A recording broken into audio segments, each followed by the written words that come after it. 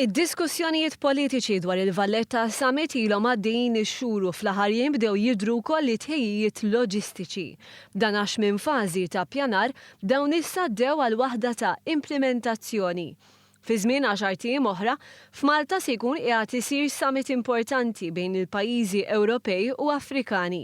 Summit li se jiltaqa' f'dar il-Mediterran u għalih hemm mistiedna 28 pajjiż membru tal-Unjoni Ewropea u 34 pajjiż Afrikan, flimkien ma' organizzazzjonijiet oħra.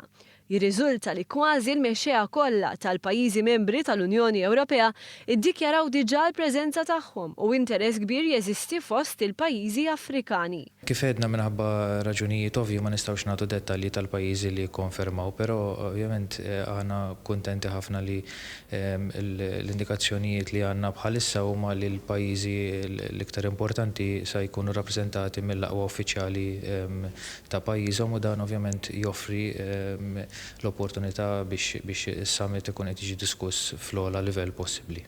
Charles Mizzi spjega kif il-Valletta Summit se jkun iffukat fil-belt kapitali. Ħajkunu marbutin madwar 3 venues partikolari. Għandna ċeremonja tal-ftuħ li ħadkun qed issir viċin fil-Pjazza ta' Kastilja, u tinvolvi wkoll l-Uffiċċju tal-Prim Ministru, is-summit innifsu li se jkun qed isir f'dar il-Mediterran, kif ukoll il-Media Center li se tkun qed tiġi ssettjata ġewwa Forti Santirmu.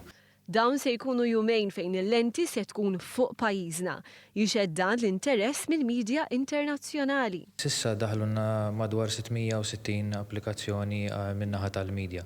Ġejjin l-aktar minn madwar id-dinja kollha tista' tgħid, ġifieri għandna min-naħa tal-Ġappun sa l-Awstralja, ġifieri ovvjament il-parti kbira madwar l-Ewropa. U nista' nikkonferma li l-aġenziji l-kbar kollha se jkunu qegħdin preżenti hawnhekk b'numru sostanzjali ta' ġurnalisti u naħsbu li din hija opportunità anki għalina għal Malta biex ovvjament nesponu lil pajjiżna. Iżda fuq kollox it-tamaqil jkun hemm qbil politiku bejn iż-żewġ naħat fuq it-tema tal-immigrazzjoni. Lan u li l-Ewropej u l-Afrikani jaqblu dwar aspetti politiċi importanti bħal politika ta' ritorn.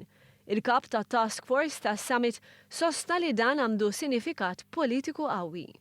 Tinħarsu lejh bħala dinja waħda din kważi l-ewwel opportunità fejn in-naħa Ewropea u n-naħa Afrikana qegħdin jiltaqgħu biex jiddiskutu jiddedikaw summit sħiħ biss fuq dan is-suġġett tal-immigrazzjoni. Suġġett li mhux qed inqgħod biss il-Mediterran kif kien sa ftit żmien ilu, però beda jolqot l-Ewropa kollha. Għalina xi ħaġa importanti għaliex suġġett li ilu fuq net tal-aġenda Maltija issa sar fuq net tal-aġenda Ewropea.